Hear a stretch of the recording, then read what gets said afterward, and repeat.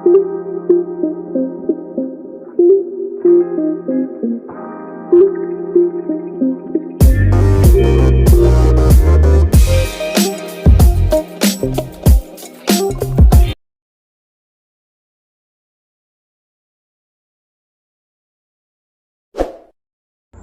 हिंद।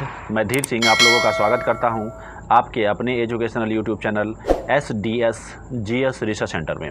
आज हम लोग बात करने वाले हैं हरित गृह प्रभाव। इसको अंग्रेजी में अगर हम लोग बात करें तो इसको ग्रीन हाउस इफेक्ट कहते हैं। अब ये ग्रीन हाउस इफेक्ट क्या होता है, इसके बारे में हम लोग इस वीडियो में डिटेल से जानेंगे। अब देखिए, जो ठंडा वाला प्रदेश होता है, ठंडा वाले प्रदेश में जो अगल बगल का मतलब वहाँ का जो वायु का तापमान होता है, वायु का जो टेम्परेचर होता है, वह बहुत ही कम होता है। अब सूर्य तो वहाँ पर सब दिन निकलता नहीं है, तो सूर्य का रोशनी कभी कभी वहाँ पर मिलता है। तो अब वहाँ का जो पेड़ पौधा होता है, खास करके जो छोटा छोटा पौधा होता है, तो उसको वृद्धि करने के लिए जो उचित टेम्परेचर है, वो उचित टेम्परेचर नहीं मिल पाता है। तो वहाँ पर आखिर फल कैसे उगे, सब्जी कैसे उगे, तो इसका एक उपाय खोजा गया। तो क्या उपाय खोजा गया? जो भी बागवानी करने वाले लोग थे वो क्या करने लगे, शीशे का एक घर बनाते, उस शीशे के घर को उठा के वो अपने जो पौधा होता था, छोटा छोटा पौधा होता था, उसके ऊपर पे जाके रख देते थे।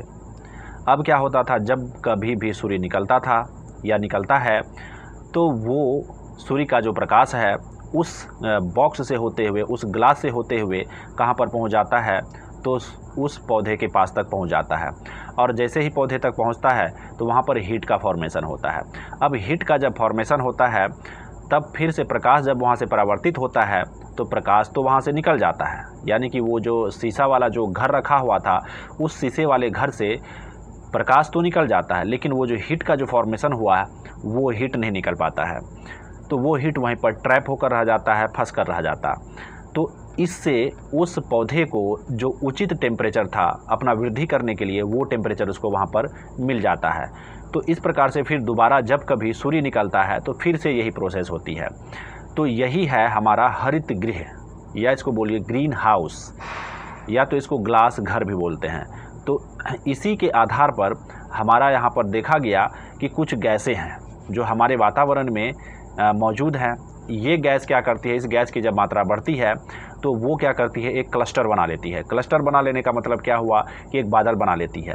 आखिर वो गैस कौन कौन सा है? तो वो गैस है आपको carbon dioxide, nitrogen oxide, chlorofluorocarbon, methane और भी बहुत सारे गैस हैं। तो ये प्रमुख गैसें हैं। अब देखिए, इन गैसों की मात्रा जब हमारे वातावरण में बढ़ जाती है तब क्या होता है, तो ये क्या करता है, एक बादल बना लेता है। क्या बना लेता है? तो क्लस्टर बना लेता है। तो अब देखिए, सन से जो रेज आया था, सन का जो प्रकाश आया था हमारे अर्थ पर, तो वो प्रकाश जैसे ही हमारे अर्थ पर आता है तो यहाँ पर हीट का फॉर्मेशन होता है, मतलब हीट का निर्माण होता है। अब सूर्य का प्रकाश का परावर्तित होने के बाद जब वो अंतरिक्ष में लौटने लगता है तो हीट भी उसके साथ में जाना चाहता है, लेकिन वहाँ पर तो क्लस्टर है। किसका क्लस्टर है? तो carbon dioxide, methane, chlorofluorocarbon, nitrogen oxide, इन सभी गैसों का क्या है, क्लस्टर है मौजूद वहाँ पर। तो वो क्या करता है, इस हीट को बाहर जाने नहीं देता है, जबकि सूर्य का प्रकाश क्या होता है, वो बाहर चले जाता है। अब ये बादल जो होता है, गैसों का जो बादल होता है, आखिर क्या कारण है कि ये हीट को बाहर नहीं जाने देता है? इसके पीछे का कारण ये है कि ये जो बादल होता है ये ऊष्मारोधी होता है। मतलब ऊष्मारोधी का कहने का मतलब हुआ कि ऊष्मा इसमें प्रवेश नहीं कर सकता है, ऊष्मा का ये कुचालक होता है। तो इस प्रकार से जब बराबर होते रहता है तब क्या होता है, या तब क्या हो सकता है हमारे पृथ्वी पर, लगातार कई सालों तक अगर ऐसा होता रहा तो हमारे पृथ्वी का टेम्परेचर बहुत ज़्यादा बढ़ जाएगा।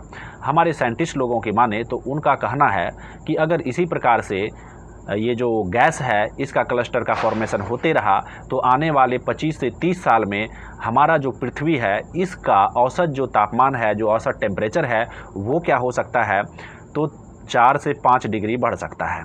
अब कभी आपने सोचा होगा, देख या महसूस किया होगा कि जब कभी हमारे इधर का टेम्परेचर क्या हो जाता है, 40 डिग्री सेल्सियस से ऊपर चले जाता है तो हम लोग कितना ज़्यादा परेशान हो जाते हैं।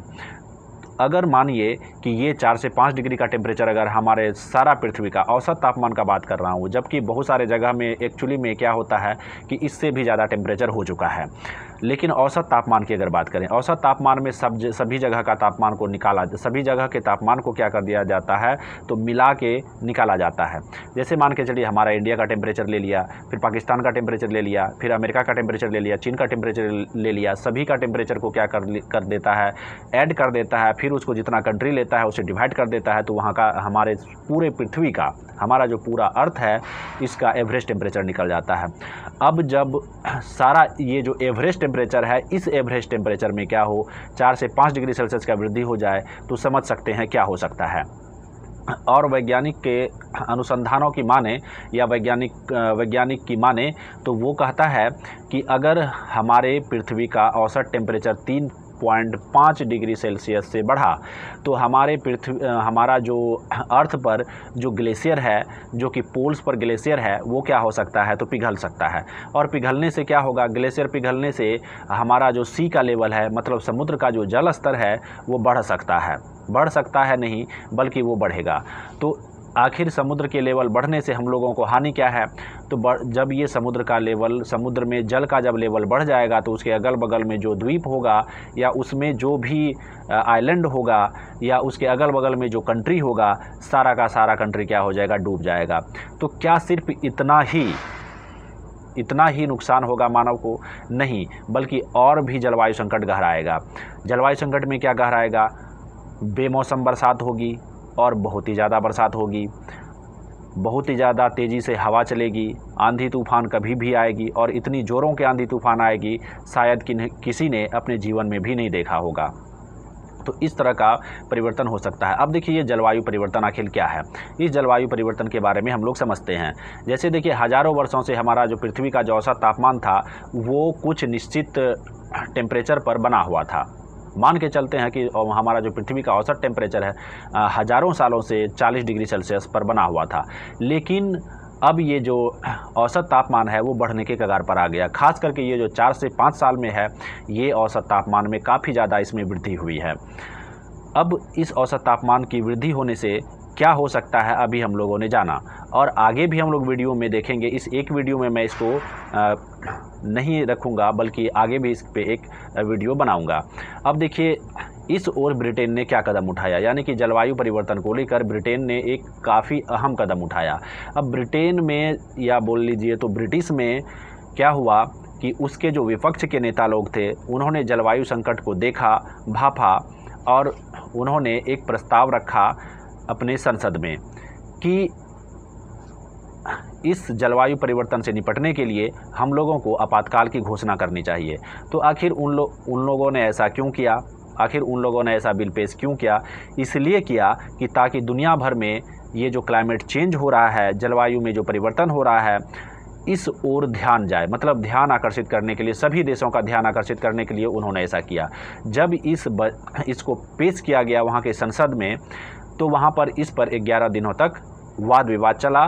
फिर वहाँ की जो सरकारें थी, उन्होंने माना कि नहीं, ये बिल्कुल ही सही मुद्दा है, हम लोगों को क्या लगाना चाहिए, तो इमरजेंसी लगाना चाहिए, तो आपातकाल लगाना चाहिए, और वहाँ पर आपातकाल लगाया। और इसी के साथ ब्रिटेन पहला देश बन गया इससे संबंधित आपातकाल लगाने वाला।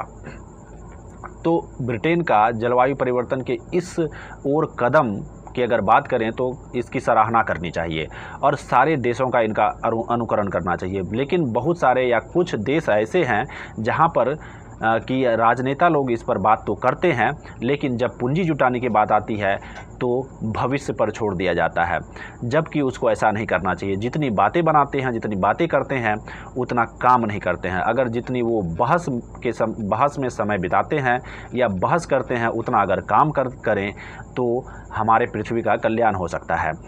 अभी देखिए क्या है, बहुत मनुष्य लोग विज्ञान के तरक्की के बल पर अपने आप को ऐसा बना लिया है, या बोलिए तो इतना तरक्कीशील प्राणी बना लिया है कि वो हर समस्या से निपटने के लिए तैयार है। लेकिन अभी देख लीजिए क्या है कि वो अपने अस्तित्व को बचाए रखने के लिए जद्दोजहद कर रहा है। मानो पृथ्वी पर क्या लग गया है, तो प्राकृतिक आपातकाल, यानी कि प्राकृतिक इमरजेंसी लग गई है। अब ये जो प्राकृतिक इमरजेंसी है ये कोई कपोल कल्पना नहीं है। तो इस प्राकृतिक इमरजेंसी के बारे में हम लोग अगले वीडियो में चर्चा करेंगे, देखेंगे कि क्या प्रभाव पड़ा है इस ग्रीन हाउस प्रभाव का या ग्लोबल वार्मिंग का। तो आज के लिए बस इतना ही। धन्यवाद।